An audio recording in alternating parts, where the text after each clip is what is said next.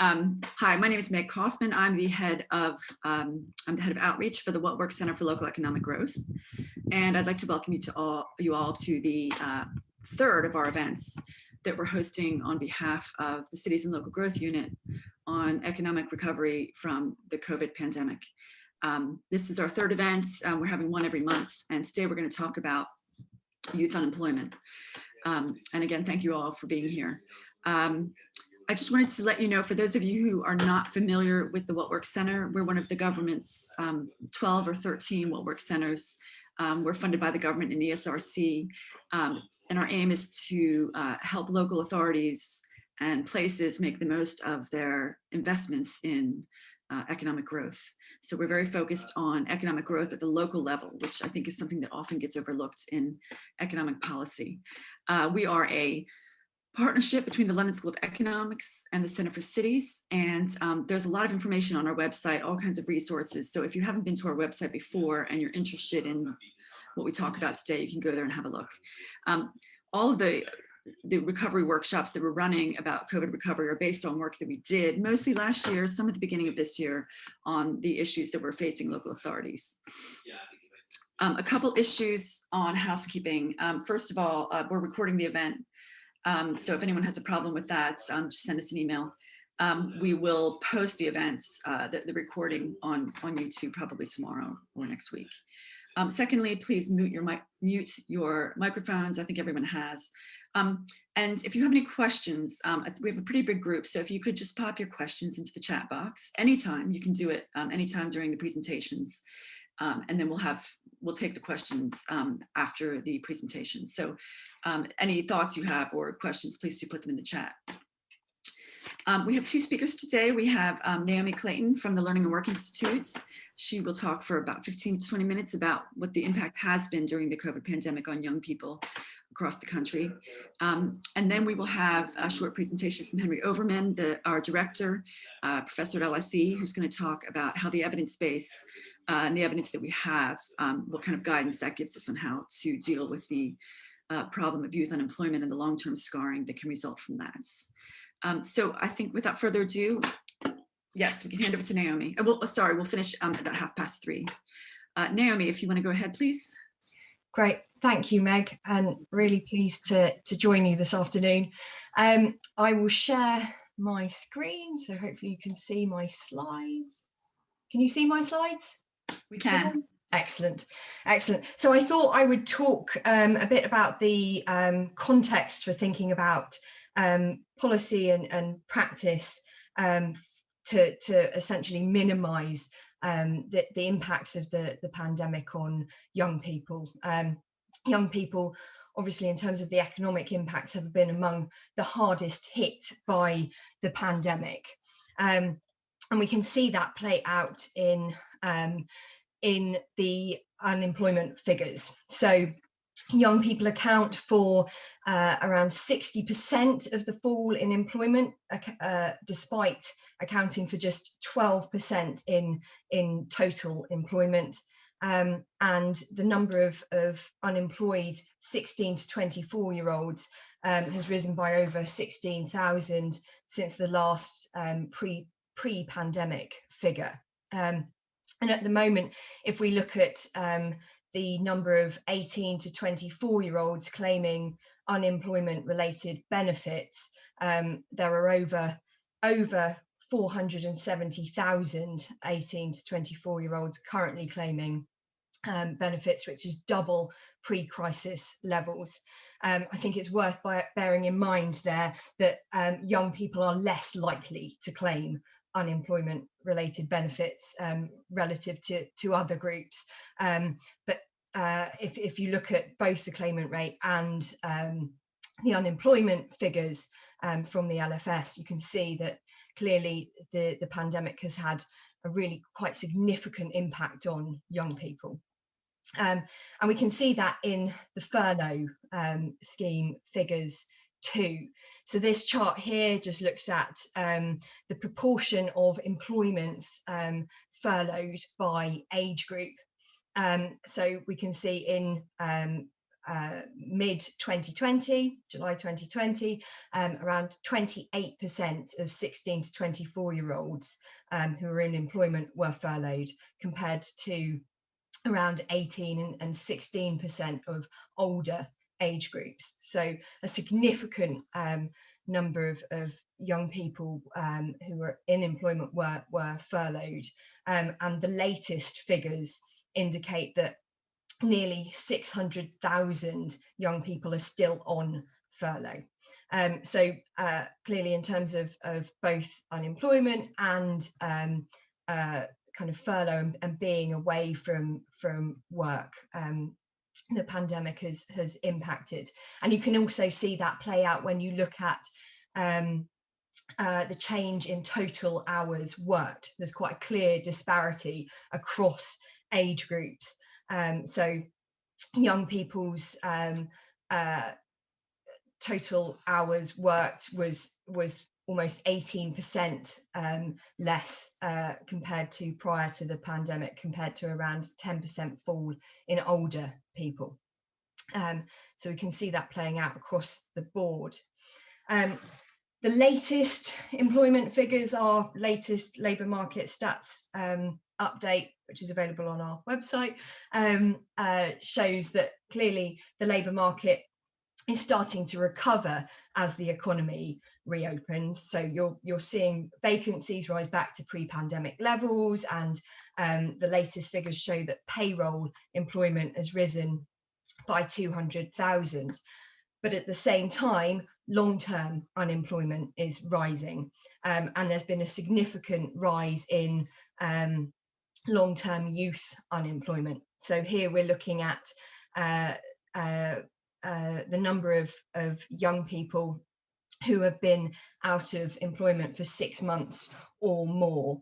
And so the latest figures show that there are 215,000 long-term unemployed people in the last quarter, which is up by nearly 50% since prior to the pandemic. So, you know, why are we seeing such a significant impact on young people? It's partly because they're overrepresented in the sectors that have been hardest hit, so retail and hospitality. So it's partly about you know, the sectors that they're working in, or most likely to work in. Through our research with the Prince's Trust and HSBC, which we published earlier this year, we did a poll with employers to ask them why they're recruiting fewer young people. And the most significant reason was that they were scaling back employment more broadly. So it's not necessarily about scaling back the recruitment of younger people necessarily. It's about you know, recruitment patterns more broadly. But it's important to note that you know, among those answers, almost 3 in 10 employers said that they were looking for more experienced candidates, or that they lacked the funds for recruitment and training, whilst almost 2 in 10 employers felt that young people would be less likely to hold the right qualifications for their roles. So there is something around kind of experience and kind of skills and qualifications that's impacting on the chances of young people finding work, alongside this kind of broader fall in recruitment, which is important to note. Alongside kind of looking at some of the kind of headline employment, unemployment impacts, we our work with Prince's Trust and HSBC looked at the economic costs of young people being out of work and the impacts of the pandemic. And you can see that, you know, in the kind of short, medium and long term, you know, the impacts are clearly quite significant in terms of young people's employment and the economic cost that brings. So the kind of loss of earnings from young people being unemployed. So you can see that we've estimated this year a kind of hit to national output of around 5.9 billion, peaking at around 6.9 billion in 2022. But alongside this is the wider impact on the economy and tax revenues too. So we see that there's forecast to be a significant fiscal impact from youth unemployment through kind of lower taxes and welfare costs, and also those kind of long run scarring costs. So we know that a period of unemployment is likely to make it harder for young people to find employment and will impact on their wages in the longer term, and that's expected to total, in terms of the impact on the long run scarring costs, around 14.4 billion over the next 7 years. So significant impacts, not just on young people, but the wider economy and on in terms of the fiscal impacts as well. Just to highlight, obviously, I mean, when we're talking about the kind of headline impacts of the pandemic, this kind of misses the impacts on specific groups of young people. And when we look at the kind of percentage change in hours worked by various employment characteristics, we can see that you know, particularly young people who are working in the hospitality sector have been impacted. So they've seen a 41% fall in hours compared to late 2019, which is twice the fall in retail, which is obviously a sector that has also been heavily impacted. We also see that young people working in skilled trades occupations, the caring occupations and elementary occupations have been significantly impacted. And there's been really quite large fall in working hours of young people with no qualifications. So the drop in their hours is 5 times larger than those among young people with degree level qualifications. So big impacts on young people working in hospitality and retail, as kind of we've heard from broader analysis, and really quite significant impacts on young people without those kind of higher level qualifications.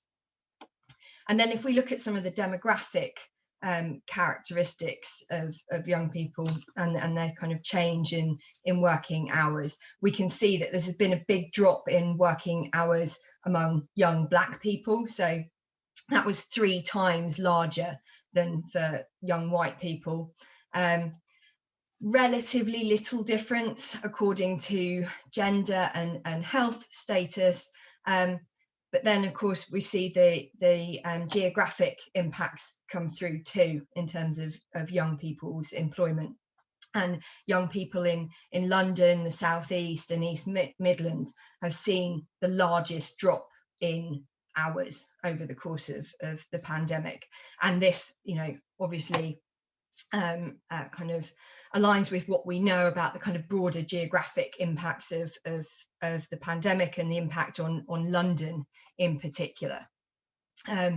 If we break that down further, this map looks at the change in the youth claimant rate. So the proportion of young people claiming unemployment related benefits by local authority.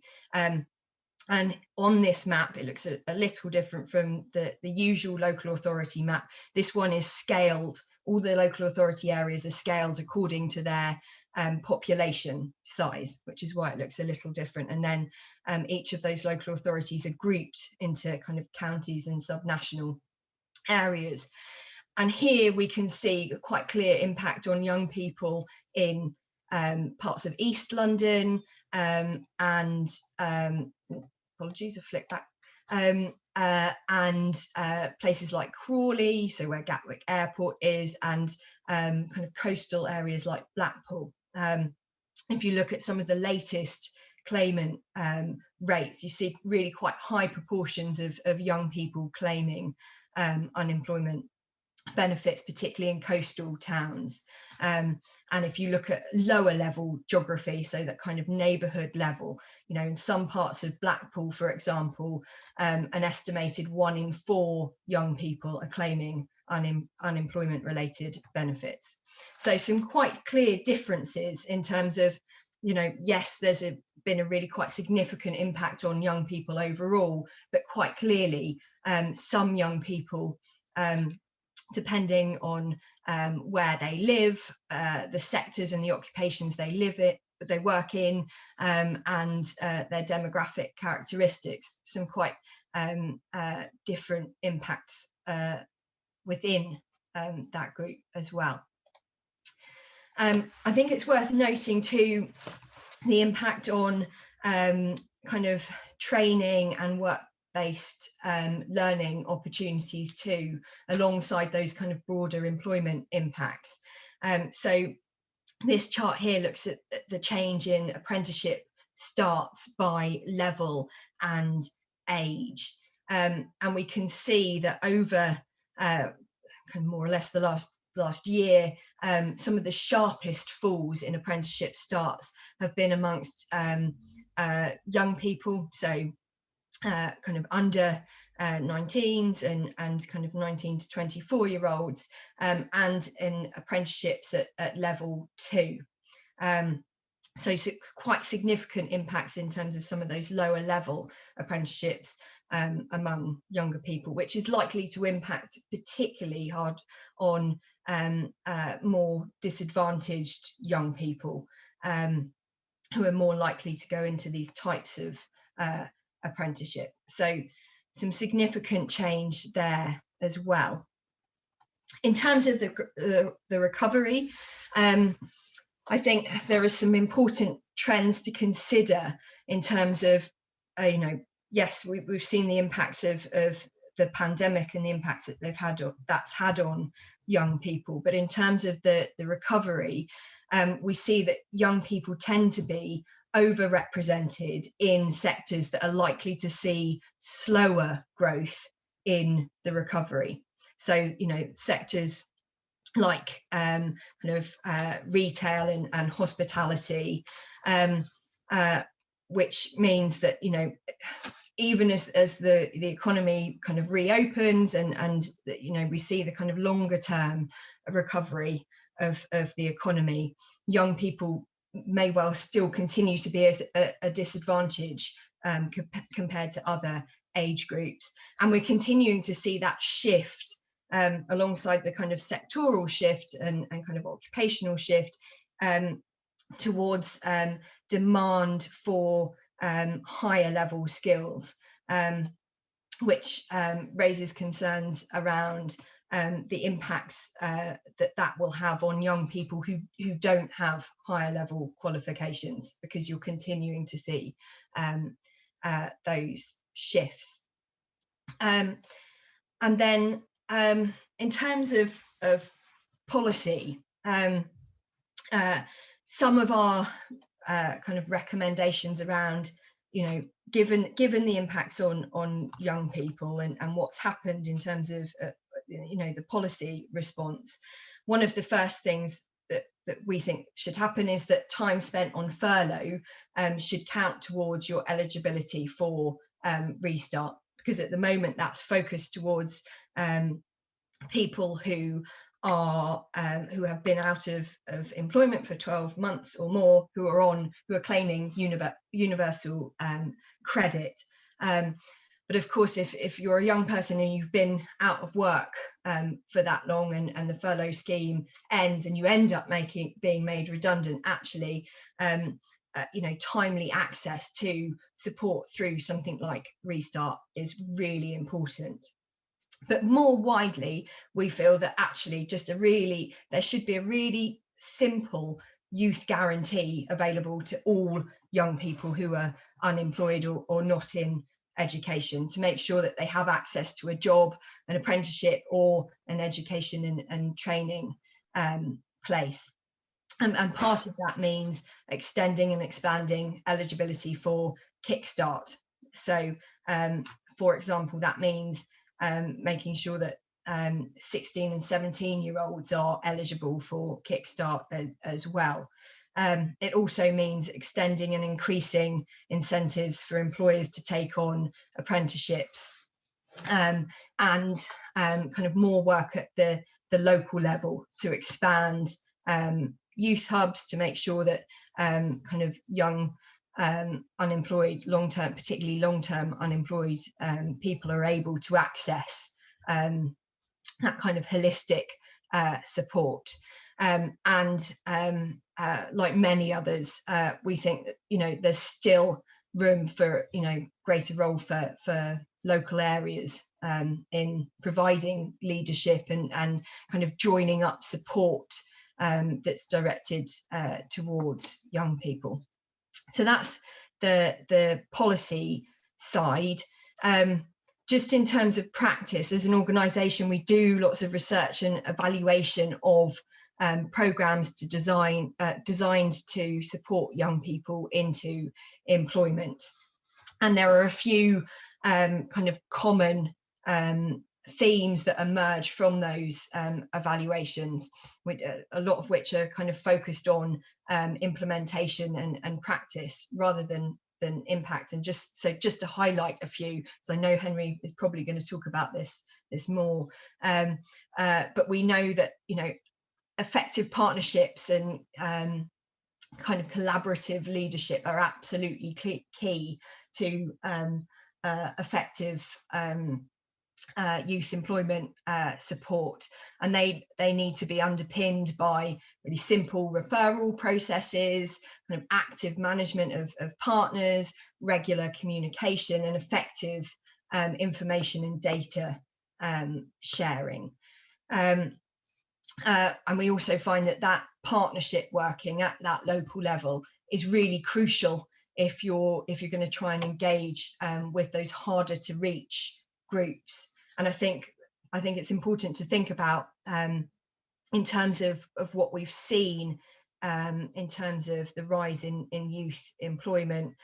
I think overall the rises in unemployment haven't been as large as we perhaps predicted early on in the pandemic, in part because of things like the furlough scheme.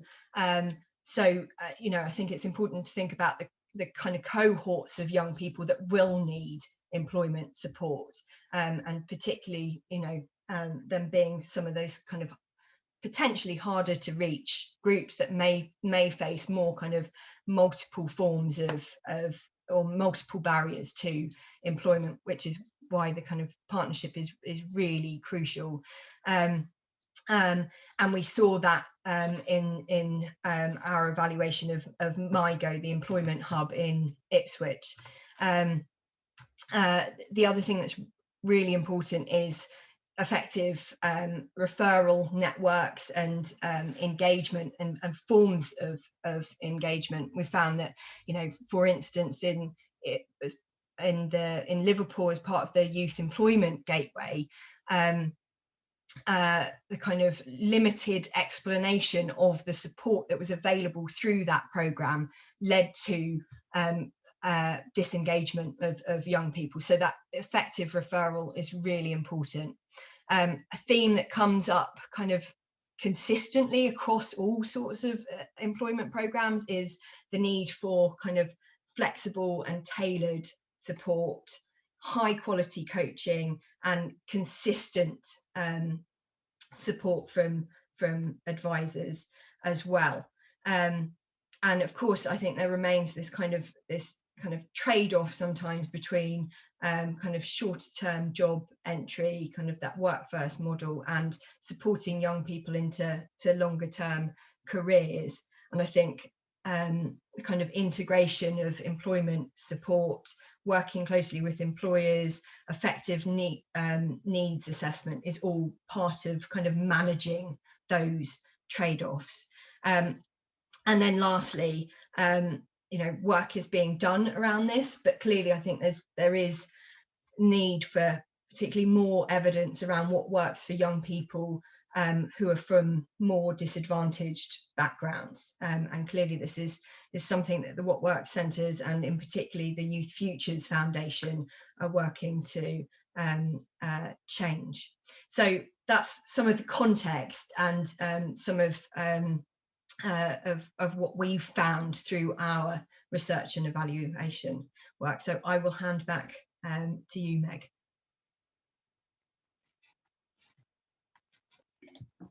Thanks, Naomi. That was really interesting. Quite sobering, seeing some of those figures. I'm just going to remind everyone that if you have any questions, please put them into the chat box. You can put them in any time, and we will go through them with Henry and Naomi and possibly some other members of our team when the presentations are done. Henry, are you ready to share your slides? And Henry will be talking about the evidence base that we have. You see that? Yeah. Yeah. Okay. Well, thank you, Naomi. As Meg said, it's a fairly sobering set of facts, and just reminds me of the importance of what we're discussing today. So let me give a few sort of thoughts on this. I should say at the start that the What Works Centre for Local Growth is particularly concerned with effects on wages, on employment, and on productivity. So I'm really going to focus on the labour market impacts. But as someone who has a 15-year-old child just sent home for the third time this year to self-isolate, I think that the effects on young people clearly go beyond the immediate wage and employment effects. So let me just say that, I'm going to talk about the wage and employment effects, but I think a broader discussion, if we wanted to, about what we do to support young people would be, perfectly in keeping with the session and the effects that I think. The other thing that I'll say is that, usually we have a very strong focus on impact evaluation at the centre. So figuring out the impact of specific programmes on outcomes, wages, employment and productivity by looking at the change in outcome for those in the programme versus the change in outcome for those not in the programme. What I'm going to say today draws slightly less on that than we would usually do, draws on a sort of wider body of evidence, so just sort of caveating a little bit what I'm going to say. So we have a rapid evidence review covering youth unemployment.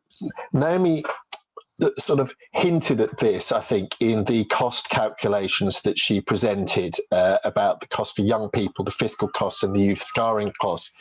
But I think it's worthwhile just emphasising the long run impact of youth unemployment and the scarring effects that people face.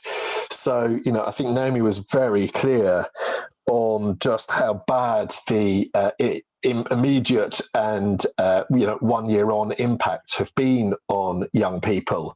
Why this is particularly worrying is that the evidence from previous recessions is really clear that not only does unemployment tend to rise more sharply for young people during the recession, just as we're seeing now, but that periods of unemployment when young, especially during recessions, can have long-lasting impacts on young people's future. And when I say long-lasting, some of these effects are really long-lasting, lifetime type scarring.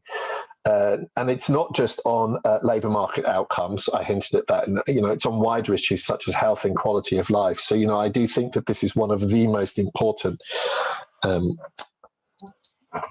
things that we need to try and deal with that is going to emerge from the crisis. So I'm going to split my remarks on dealing this into two, and I'm really hoping that people will be able to come back on some of the issues, and I'll flag those as we go through. So the first thing that I would say is that given the extent of the crisis and the resources that local authorities have available to them, our feeling is that a lot of the work that local areas will have to be doing in this space is actually about supporting national initiatives or reinforcing their existing local initiatives rather than introducing large numbers of new schemes. Now, I'm interested to hear in the discussion from people about whether that is the way that it's playing out in terms of activities that places are undertaking. But that certainly, when we were looking at the options available to local areas and what they could do on a reasonable time frame, that was very strongly our view. And I'm interested in hearing from people on the call about whether their local experience differs in that. So I'm going to separate this into two, a bit arbitrarily, but I think it's important. So one set of things that we're interested in is about transition points, managing people as they move between different stages of education or between education and the labour market. And I think Naomi's evidence was really clear here. We know that the less educated are being hardest hit in the crisis. We also actually, if you look across areas, we know that although it might have affected their education, kids that have stayed in the education sector have at least been partly isolated from the labour market impacts of the recession. So I think that our feeling is that makes it more important than ever that we are effectively communicating the messages about the value of staying in education, training, or receiving some kind of employment support. And I would be interested in hearing from places, the kind of work that they are doing in that space and whether people have ramped up their efforts to support communicating to families and decision makers the importance of staying in some form of education, training, or employment, and at least what you're seeing in terms of the success rates on this. The second thing in terms of transitions is that when we were looking at this around July last year, we were really worried about what was going to happen to dropouts from post-16 education. So, if someone, so the first part of this is like, let's at least try and get them into education. But then the second part is, if they drop out of education, what kind of support do we have in place to make sure that we step in as soon as possible? And again, actually, what I'm really interested in hearing from places here is that actually, I think dropout could go either way. So we could be seeing more dropout because the student educational experience has been really disrupted. And there was something on the BBC this morning saying how, a large percentage of degree level students feel that their degree has not been value for money during the pandemic. So that, is one thing that will be driving dropout rates up. But on the flip side, of course, there are less opportunities and less other things for them to go out and do. So I think that supporting dropouts is important, but I'm interested in hearing from places about whether their experience is that dropouts have actually gone up or down during the period, or if people know a sort of wider evidence of this. The third thing that I would highlight, and I think this emerged very clearly from Naomi's presentation, is that the disadvantaged are hardest hit. We know that the disadvantaged also are more likely to be NEETS, and so we've got to think about what we do to provide extra to support the most disadvantaged. Our most disadvantaged young people are facing a double whammy. In that we know that the outcomes are worse for them. And we also actually know from the evidence that long-run scarring effects can be worse for the most disadvantaged individuals. Slightly depressingly, we also know that they're the groups that are hardest to help. So again, I'm interested in hearing people's experience around this. And the final thing, and actually Naomi talked about this in her presentation on is that for young people in transition, there's a really important thing for local areas in terms of coordinating their local offers. And I'm intrigued to hear what people are doing on that.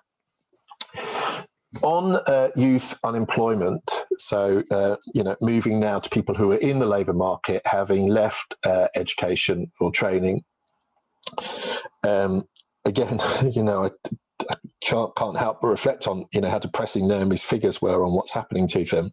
It's very worrying that we're seeing the sharpest falls in apprenticeships, job-related training on this group. It's really worrying that they're overrepresented in the slowest recovering sector. This is where I said that our feeling was that what local areas were going to predominantly be doing here was having to signpost young people to existing local or national programs. And I'm really intrigued. I'd be really interested to hear if people if that's what's happening in practice. We have some suggestions around local information on skills demand and where the recovery is happening. So look, that's a classic traditional problem, but Naomi has sort of highlighted the fact that do we need to be signposting people away from the sectors that are going to be recovering slowly. Here, actually, and this is a question to Naomi as well as to the wider group. I'm really intrigued to get people's feeling on where we should currently be standing on the trade-off between short-term entry versus long-term careers. In a usual sort of setting, we'd be emphasising that churn, and just getting people short-term jobs, is not something that we think of as very important. I don't know whether the extent of the crisis slightly changes that. Whether actually getting people just into something, and doing some kind of activities over the next 3 to 6 months is going to be really important. And Naomi, perhaps I've sort of, maybe others will come in on that, but I'd be really fascinated to hear where you have got to in terms of your thinking on whether the crisis changes that traditional thing, that traditional trade-off. Because obviously, traditionally what we sort of say is that we worry that, government schemes are overly focused on entry and that we get this churn and that it's not, very good. And I don't know whether whether the crisis changes that advice. Here's one thing that actually, in some ways, there's been some good news on. When we were looking at this in July 2020, the government had a minimum 30 jobs requirement on Kickstart. And so we had sort of said that, one thing that local areas could do is help employers meet the requirements of Kickstart and coordinate employers who wanted to offer less than 30. The less than 30 is gone, at least. But here I'm really interested in people's experience. I think we see from the news that the take-up of Kickstart, earlier in the year had not been great. And I'm interested in hearing about people's experience of whether that's a lack of interest on the employer side, a lack of interest in terms of getting people started up, a lack of interest in the young people side, and what people might be doing to encourage a requirement of encourage people onto the Kickstart and other schemes. And then the final thing that I would flag is that, when we were writing about this back in July 2020, we rather optimistically were saying, well, people will need to be flexible for the next 6 or 12 months. Well, nearly 12 months on, and that message is as important as ever. And I guess I'm just interested in hearing from people on how they are dealing with these sort of uncertainties locally and keeping options open, etc. So. Some brief conclusions. I think it's hugely important. As I've said, I think young people may benefit more than most from interventions to help them access existing programs, but I'm intrigued to hear if other places are doing it. It still feels like there's a lot of noise and uncertainty. I think Naomi's figures sort of clarify some of the messages, but there's obviously, still uncertainty going forward.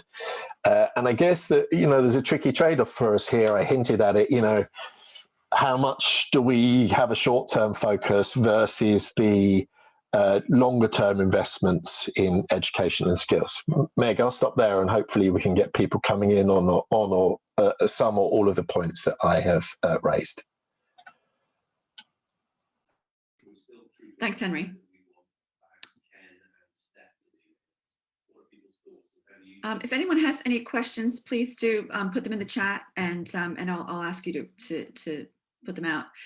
Naomi, did you want to come back on anything that Henry had talked about, particularly around, dealing with the uncertainty and and how places can remain flexible. Yeah. So yeah, I think there's a few points there to come back on. The point about the kind of trade-off between the kind of work first and kind of longer term career opportunities and kind of training. I think generally the rise in kind of long-term unemployment, and particularly the rise in kind of long-term unemployment for young people is a real concern, because of, you know, what we know about the scarring effects. And I think generally the quicker we can get people back into work, the better. But clearly, you know, what we've seen is some of the programs, you know, particularly some of those really kind of robustly evaluated programs, like Year Up in the US, for instance, that have incorporated the kind of employment support and training and working very closely with employers, have had much kind of bigger impacts over the longer term on young people's wages. But of course, those are in a different, quite often in different context, in quite buoyant areas. So I think it's, you know, what's really important is that we're responding to the needs of individuals and the kind of local context, and making sure that there is appropriate kind of integration of employment and kind of training support for young people. But generally, I think, you know, the quicker people get back into employment, the better, because of those long-term kind of scarring effects that, you know, I and Henry have talked about, which aren't just about kind of employment and earnings, but those wider impacts on kind of health and well-being too. In terms of kind of flexibility, I think clearly there's the need for flexibility in terms of, you know, what happens next. You know, are we likely to see you know, any kind of further restrictions come in, or what's the kind of exact nature of the recovery? So, you know, we need flexibility in terms of what happens next. And I think one of the things about that I've heard, which I'd be really interested to hear from others too, around Kickstart and kind of potentially some of the other national programs, is the difficulty in actually just engaging young people in those schemes. And so I think there needs to be kind of, you know, a focus and support, kind of resources to help, you know, raise the visibility of support on offer, and make sure that there is a kind of coherent support offer available to young people. Actually, Naomi, specifically on that, maybe I can bring in, is it Karen Linton, who was saying about North East Lincolnshire's experience with Kickstart. Karen, maybe you can just reflect back on Naomi's point there. Yeah, sure. Can you hear me okay? Yeah. So I work for North East Lincolnshire Council, strategic lead for skills and employability. And what we did with Kickstart very early on was we sort of grabbed hold of the initiative, and because we're a relatively small area, and obviously as Kickstart was first launched, there was the whole minimum of 30 placements rule. A number of organisations collaborated around what our local offer might look like for Kickstart. Now that really helped in terms of a bit of a collaborative approach, which I think is really helpful, because what we were keen to do was, particularly around the employability offer, an element of Kickstart, was to make sure that was that was a consistent offer across the borough. So regardless of where a young person went and who their intermediary was, who acted on their behalf, they were going to get the same level of support around that employability package. So we've been really fortunate to be able to coordinate that. And then what we've done since, obviously the rules have changed, and but we've only really got three employers that are acting as the original intermediaries before the window closed. We've not got very many that are doing it as a direct application. Obviously, ourselves as a local authority are also employing people on Kickstart placements. But what we were able to do was set up a really tight group working with our local DWP partnership manager to really analyse the impact of Kickstart for us across the borough.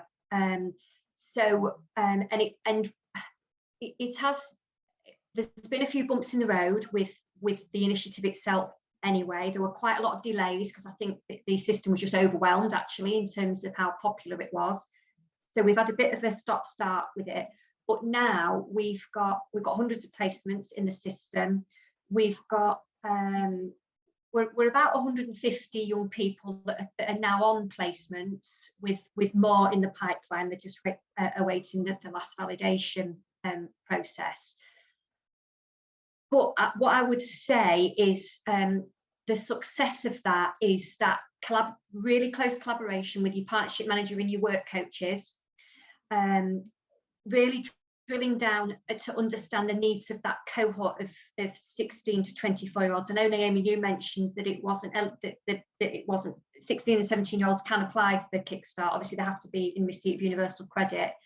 And we've got that 30 young people that fall into that criteria. So it doesn't reach everybody who's 16 and 17, but it reaches those that are deemed most in need from a financial perspective. But through our regular meetings, we can see where, for example, at the minute, we need some more practical type Kickstart placements. So then what we're doing as organisations is we're reaching out to those employers and marketing Kickstart to get the types of placements that we know our young people are asking for. On the flip side of that, and this goes beyond just your 16 to 24-year-olds, we are seeing a bit of a reluctance in terms of just applying for jobs. Now, when you look at the vacancy notifications, they're actually on a par in terms of pre-pandemic levels. So there are lots of job vacancies out there for us locally, North East Links. But what employers are telling us is they're really struggling to fill some of them. Yeah. So clearly that goes back to some of those COVID anxieties that we know are very much alive and kicking. Emotional and mental health issues. That was already an issue pre-pandemic. That's only got worse and is set probably to become even more of an issue for us. So sorry, I didn't mean to cut across you there, but I was wondering whether Victoria Hatfield, Meg, I know you've got one question, but Victoria, would you be willing to come in and speak to a specific, because I think you had a point that specifically related to Karen's last one there about the mismatch between the number of vacancies you've got and young people's willingness to fill them. Yeah, here in Exeter, it's a small city based down in Devon, so, kind of very service industry led, but within the city, it's more towards that professional services. Throughout the pandemic, we haven't really followed the national trend where youth unemployment has risen like it has nationally. The age gap for us is more the 50 plus age bracket, but we still have some challenges with young people in the city because of retail, food and beverage and hospitality being quite strong, a strong service sector down here. In that we have a number of businesses, in and around the city that do have vacancies, and some of them are offering cash incentives for people to, especially young people, to fill those vacancies. So if they, get offered the job and they stay there for 6 months, they're offering a cash incentive to stay there, and also increasing salary levels quite significantly, which could say is a positive impact as part of that, but it just causes issues further down the chain with other businesses, wanting starting to recruit into that sector. We as Exeter City Council, we decided to become a Kickstart Gateway organisation because of the challenges that we're facing as a city, and we have opened up a new hub to support people in Exeter, which has a youth hub element part of it, and it's a partnership approach with our county council, with a college and various other organisations within the city. So we can then work directly with our local job centre, with businesses and with young people to kind of provide that wraparound service. It is starting to work. We are seeing some good numbers come into the vacancies within the Kickstart programme, but it still doesn't resolve the issue of there's just not enough people for the vacancies that we have within the city. I've just done a quick check there, and in Exeter we have around 2,500 vacancies, but if you just take it in a bit of a wider patch, there's 8,000 vacancies. And so the workings of the city of trying to be a prosperous growing economy, it's having real difficulties at the moment. There's real, sticking points, and it's, some of it we can solve ourselves, but a lot of it is real structural issues. When we've spoken to businesses, furlough is having an impact on that. Those that have been made redundant and are sitting on a bit of a nest egg, they're just kind of going to wait and just see what happens. And when we've spoken to individuals and businesses that are trying to recruit, it's somebody doesn't want to be last in, first out. There's that uncertainty within the jobs market. So it's causing us real challenges at the moment across the jobs market. And, how do we then support our young people, to get into a good job? Thanks. It's very interesting. Meg, you had someone to bring in. Louise Harding wanted to come in because I think she's finding similar issues. I don't know where you are, Louise, if you can tell us where you are, please, as well. So I work for Telford and Wrekin Council. I'm the skills specialist business facing. So I have businesses contacting me every day saying they just can't recruit at all. And that's not just across, I know there's always been challenges, engineering, manufacturing, but it's across all sectors now. And some of the normal sought after positions, digital marketing, they've always sort of gone straight away. Even they can't fill their Kickstart opportunities. So it's across the patch really, Kickstart and vacancies, and our businesses just can't recruit. As a local authority, we pledged to take on 100 Kickstart placements, and we've done it in a cohort form. So the first cohort was great. We had lots of applicants, but now again, we're not having many applicants for our vacancies. They're going unfilled too. So as much as I don't want it to be national, it appears I am taking comfort that it is in other areas, and we don't know what to do. We don't know how to encourage people. We're working with our partners, Job Centre Plus, and we don't know how to encourage the young people. Can I ask a question, Louise? If you don't mind, and Victoria, maybe you might have a view on this as well. Aside from the ongoing structural problems, that we have, so there is a problem with youth unemployment that and the kind of disadvantaged students that we see, that they may not want to take up the opportunities that are there, so we know that. But do you think that the problems, firstly, they sound like you think they're worse, but I'm really interested, is it COVID, Brexit, an interaction between the two, neither of them? I mean, what do you think? So if the problem is worse, I would be intrigued to know. I mean, Karen in her sort of comments hinted that she felt that it was maybe, some reluctance about young people. You've sort of hinted that it might be a little bit the furlough scheme interacting. I'm kind of intrigued to see if you can unpack for us a bit about what you think is making it worse. I don't know. I think it is. I think some of the recruitment gaps are as a result of Brexit, and then compounded by COVID, because we've got high Eastern European migrant workforce here, and we've lost an awful lot of that. So that's it's been impacted and then compounded. A lot of it is in food manufacturing, where that's always proved challenging. We've got We've got a meat processing factory and also a chicken processing factory here. People absolutely have never wanted to work there. But then we've got other sort of industrial, and again, you know, we're actually now, what we're trying to do is do some filming of environments. We're doing a virtual employment fair. We're trying to showcase what we do have.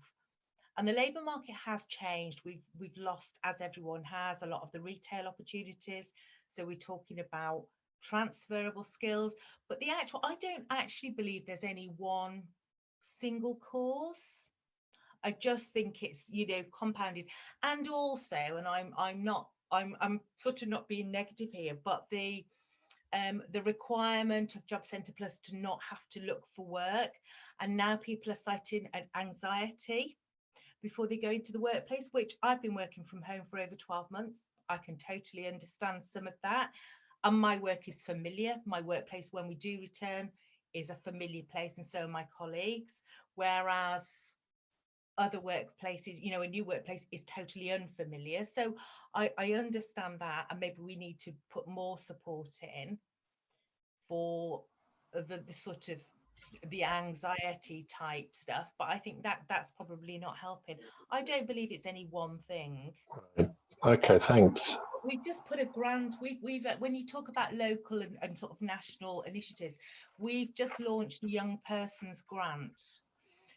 So it's an application process. We've only just launched it, so I have no figures at all. It's only done this week, to help young people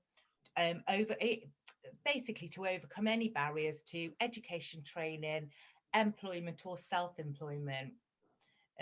So and it is like an application to a panel. So whether that will have, but I also think that will only help those people that really want to do something, have got the drive to do it in the first place. Yeah. So if they are anxious or they've got any sort of reservations, they probably won't make that application anyway. Yeah. Great. Thank you, Louise. Thank you. I wanted to, I've got two people who wanted to come in on this particular issue. I wanted to ask Hyla first from Southend, if you're still on. Did you want to talk a little bit about? Yeah, I mean, it was really just to echo. So sorry, I'm Hyla. I'm the Senior Economic Development Officer in Southend and cover economic development and skills, and it was just to echo everything that you've just said, and Louise, I agree, it kind of makes me feel happy it's not just us, not happy in that it's happening, but happy that, because I can't figure out the answer, and it's kind of nice knowing that no one else can at the moment, which is an awful thing to say, but it does make me feel a little bit better. And we're having exactly the same. We're finding that there is the supply there, so the demand for jobs is there. We've got businesses desperate in all sectors actually, but predominantly in construction, care, obviously, hospitality, because we're a seaside town, so that's coming back in as well, logistics, manufacturing, so there's lots and lots of jobs out there, but people aren't applying, and even the people that we run quite a lot of, as you guys will, quite a lot of skills projects, employment projects to sort of encourage people and support them into employment, particularly in our growth areas. And we're finding that even after all of that support, which could be anything from a couple of days to 12 weeks, they're still not applying for the jobs, and are really quite reluctant to do any interviews that we're guaranteeing at the end and things. And it's difficult because you can sort of lead a horse to water, but you can't, there's only so much you can do after that, isn't there? And interestingly, with our kickstart positions, we've found we're Southend Council, a gateway, but also an employer, as many local authorities are. And I'm slightly worried by the people that have been applying for our kickstart positions, which are anything from parks, parks assistants to business admin, customer service type roles, that the people that are applying for those are not, I don't think, the ones that are in need of the most. So the majority of our applicants were graduates, were people with master's degrees, were not the people we expected to be applying, and actually we're really quite concerned by those. And also, just as Louise said, the marketing jobs that are always scooped up within seconds, no one applied for. And and actually in some of the posts where they did apply, they then didn't turn up to the interviews, and even despite us giving them support beforehand. So I'm not even sure that the Kickstart programme, while on one hand, yes, of course it is keeping some young people out of unemployment, but I think it's just going to highlight the gap between those most at need compared to those that actually know how to help themselves as well. Yeah, I think I hinted that going through. Actually, Naomi, can I ask, when you were presenting, you showed us some slides from your business survey about the fact that businesses were offering less, were limiting recruitment of young people, right? And I think you had that set of reasons why they were doing it. The comments that we've had there from Karen, Victoria, Louise, Hyla suggest that there's another side to it, which is about whether or not young people take up those opportunities and whether their willingness to do that has changed as a result of COVID. Have you done anything at Learning and Work on this, or seen anything that tries to unpick why that might be happening that can help us here? Yeah, so we did some polling of young people as part of that work too, that mainly focused on the kind of job search activities that young people were doing, and the fact that many young people were kind of really trying to expand what they were doing in terms of job search activities, and then looked at kind of the alignment between young people's views on what employers were looking for and what employers' expectations were as well, rather than kind of their views on kind of jobs and why they might not be applying for things. I mean, yeah, it's an interesting one, and one that has come up previously in terms of issues in terms of skills shortage, vacancies, and the reasons behind that, and the impacts of kind of pay and employment conditions and those sorts of things. I think one of the interesting things that we found from our work was that a lot of young people believed, and so this doesn't necessarily answer the question, but around why they wouldn't be applying for these specific jobs, but or placements. But a lot of young people felt that employers wouldn't hire young people who don't have experience. So, like 50% of the young people we polled felt that employers wouldn't hire inexperienced people, but less than 20% of employers said that they wouldn't recruit somebody with experience. And then there was some kind of misalignment in terms of what young people thought employers were looking for in terms of types of skills. And so, they're quite often reference kind of timekeeping and punctuality and those sorts of things, but actually employers are more concerned about things like flexibility and being kind of adaptable and those kind of interpersonal skills that employers are increasingly looking for. So I do think there's something around kind of the misalignment in terms of what young people think employers are looking for and what employers are actually looking for.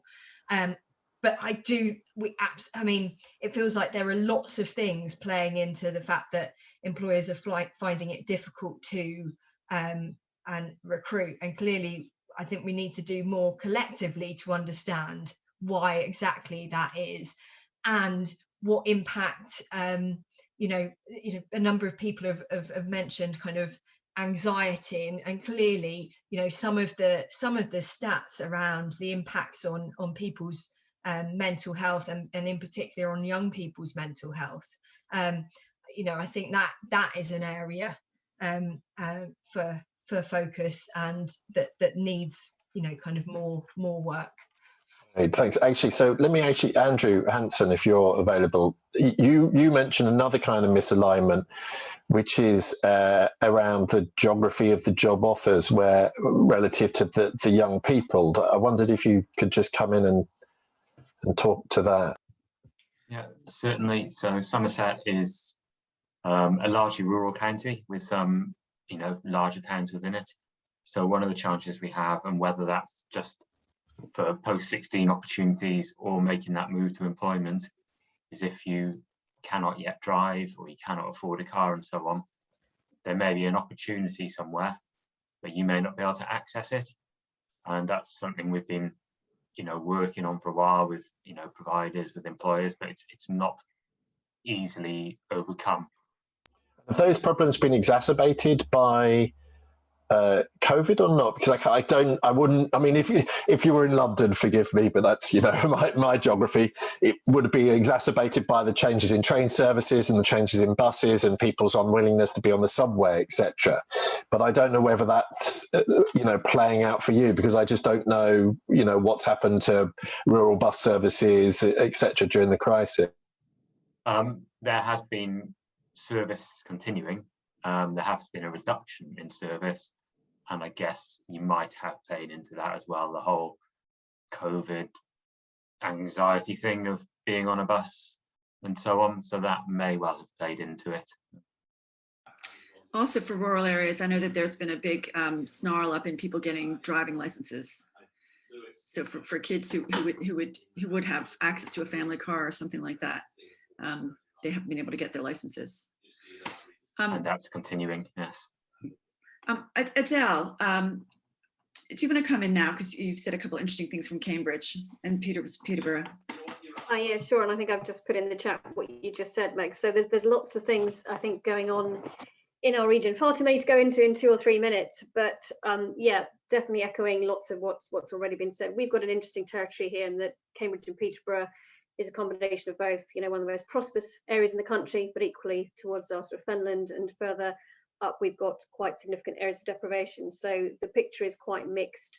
I represent South Cambridgeshire particularly, which has seen a hit with its 16 to 24s, but still at a lower indexation than national average. I'm definitely seeing that there is a disconnect between the jobs available currently. We have an abundance of driving, logistics, warehousing, distribution vacancies available, but echoing Naomi, there is a bit of a disconnect, and we do generally have a higher profile of graduates in the region who may not be applying for those kind of jobs. So there is a mismatch between what's available in skill set in our area. At the other end of the scale, we can't recruit data scientists or AI specialists for love nor money. There is jobs abundant in Cambridge if you have those skill sets. So I think we need to be doing much more by way of upskilling and cross-skilling those that we know are able and capable, and there's various initiatives going on in that space. We do also have evidence of the travel and transport thing having hard hit. One of our big food companies is quite hard to get to, and the employer has been unflexible with shift times. So if you're expecting someone to get to work for 7:30 in the morning, but they haven't got a car and they can't get there, it's going to take them an hour on public transport, then clearly there are difficulties there. We have been looking at schemes like buses or taxi provision or subsidised travel and transport, but again, there's logistical things that often hold those things back. But yeah, I do think there is a broader problem of brewing that's not just for us, that is a national problem, and that we are going to have many graduates, arguably well-educated individuals, and a significant mismatch between what's available.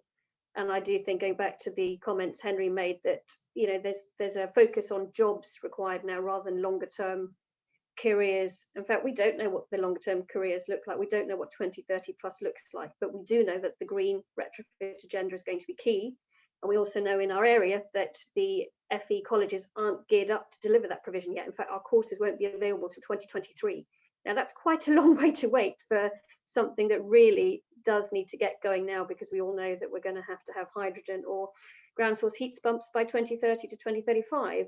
We're all going to need to be driving electrical vehicles sooner rather than later. So I think we know what we need to do and what some of those skill shortages 2030 plus are going to be, but there is a disconnect, I think, between national narrative and local providers' ability to deliver in a kind of quick and agile way at the moment. So those are some of the conversations I'm having, some of the things we're grappling with. There's a will to connect, to sort stuff out, but I think it's a very complex, mixed and nuanced picture out there. But the biggest thing is there's going to be a huge disconnect moving forward between the jobs that we need people to do and what people's aspirations may be. I think that's going to be a significant challenge for the generation emerging.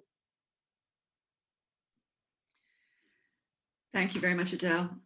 I was wondering if there's anyone who could say anything about mental health support for people who are going into work, because I know that's something that there have been a few trials that have been done on giving people different kinds of supports, people with mental health with mild mental health challenges. Is there anything that you can say about that, Naomi or Henry?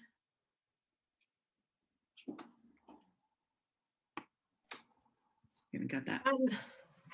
I mean, we've previously done an evidence review on employment support for people with disabilities and kind of health conditions, which includes mental health conditions. And we're currently involved in the trial of the work and the health-led trials, which is funded by the Work and Health unit, their innovation fund. And I mean, some of the things that emerge from that are kind of fairly consistent with what we've heard about, you know, employment support programs more generally, and the fact that, you know, how important that, like, you know, having really kind of high quality advisors in place is, and having the ability to kind of refer people onto kind of, you know, additional support, and there's been quite a lot done around kind of co-location of services and the impact that that has on your ability to actually join up some of these services too. And I think one of the interesting things about MIGO, the Youth Employment Centre in Ipswich, which was set up obviously, you know, a few years ago as part of the City Deal process, was that, you know, there was a very strong emphasis on kind of local partnership and making sure that the young people coming in to access support through the centre were able to access, you know, mental health services through, you know, either kind of national provision or through some of the kind of local charities that they worked with. And, you know, the kind of factors that I was talking about previously were really important in actually making that happen. I think, it's a different context now, and I think actually the scale of you know, kind of mental health issues and the impact that the pandemic has had, particularly on you know, young people's mental health, means that actually some of the things that have gone before are not likely to be sufficient now. But it does feel, you know, and I think it's been an issue raised by a number of people here, that it is an issue that we really need to grapple with.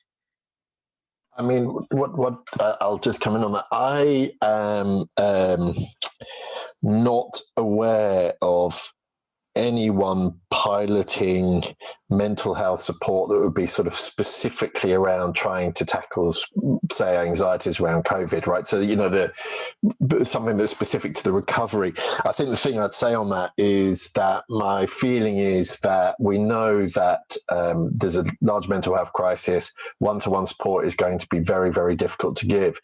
I would imagine that the most cost-effective interventions here are going to be those that are targeting general anxieties that are not just specific to the young. So, for example, I'm trying to think who it was. I'm thinking maybe BIT, the Behavioural Insights team, have something, for example, around messaging, about how you get messages across about how safe public transport is, for example. And the reason why I suspect that those kind of interventions are going to be important, I mean, is that, I mean, Louise hinted at it in her comments, is that anxiety about, for some people, about returning to work is probably going to extend far beyond just the young people going into new jobs, even if it's worse for young people going into new jobs as opposed to those of us who are, you know, going back into existing employment. So I suspect that the most sort of cost-effective interventions there are going to be public health messaging about, you know, public transport, public health messaging that helps get people back to the high streets, you know, public health messaging that gets people comfortable, depending on which camp you're in, you know, comfortable about the fact that the 2 meter rule will be going.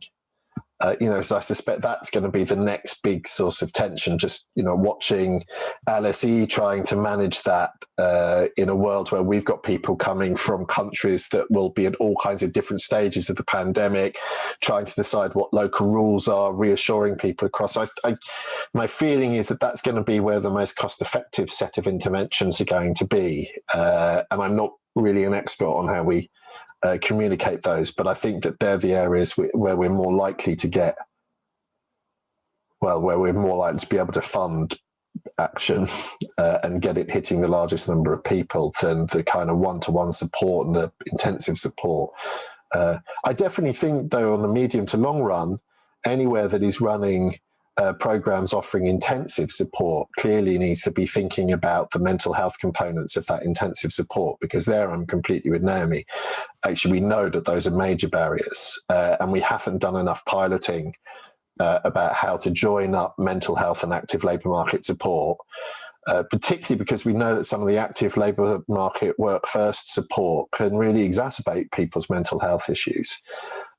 So I think structurally, you know, going longer term, I'd like to see us doing more piloting around properly joining up active labour market support, mental health support, deciding on what is the correct ordering, can we figure that out? I just think that given that this session is about COVID and the recovery, my feeling is that it's going to be the general public health messages that are going to have the sort of biggest bang for their buck over the next 6 to 12 months and be the one that are feasible to make some progress on. Thanks, Henry.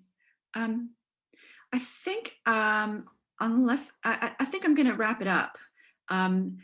This has been such a useful session for us. I feel like we've learned more from the participants perhaps than we've put out, but everything is changing so quickly. And I mean, all this anecdotal evidence about, you know, Louise has just put something in the box about employees, you know, asking for more money than they're really worth, just because everyone knows that there's a shortage. So, I mean, there's so much interesting going on right now. And on the topic of evaluations and pilots, I just wanted to bring in quickly Victoria Sutherland from our team, because we are looking for places who want to work with us on evaluation. And Victoria, if you could just say a few words about that before we finish up, that would be great. Yeah, hi everyone. I would agree with Meg, it's been super interesting. And we currently have a call out for local evaluation partners. So, but way back at the beginning of his presentation, Henry talked about what we are most interested in is impact evaluations. So that's essentially evaluations where you have a control group or counterfactual. And at the moment, we're looking for local areas who are interested in working with us on doing some impact evaluations over the next kind of 18 months, 2 years. So if anyone, you know, would be interested in that, do drop me and Meg an email, and we're happy to have a chat, you know, either about, you know, I mean, it struck me as you were talking that there's probably some interesting trials that you could maybe run in terms of, you know, supporting young people to move into the available vacancies, but also I'm conscious that lots of you do all sorts of other strands of economic development work as well. So if anyone has any projects that they would be interested in having a chat to us about whether they'd be suitable for that, that programme, we'd be really interested in hearing about you. And even if it's not suitable, there are other things that we offer in terms of workshops, and we have an evaluation panel who can provide advice. So even if it's not right for that programme, we can always kind of follow up with you. More generally, there's information about it on our website, but also just drop us an email and we're happy to have a chat. Thanks, Victoria. I really want to thank Naomi for joining us. It's really good to see you, Naomi. But that was really interesting. All of the data that you have is fascinating, and even though it is a bit depressing. And thanks to all of you for coming. Our next event is next month in July, and that is going to be touching base with the latest on working from home and the trends that are going on with that. Thank you very much. Take care. Thank you. Thank you.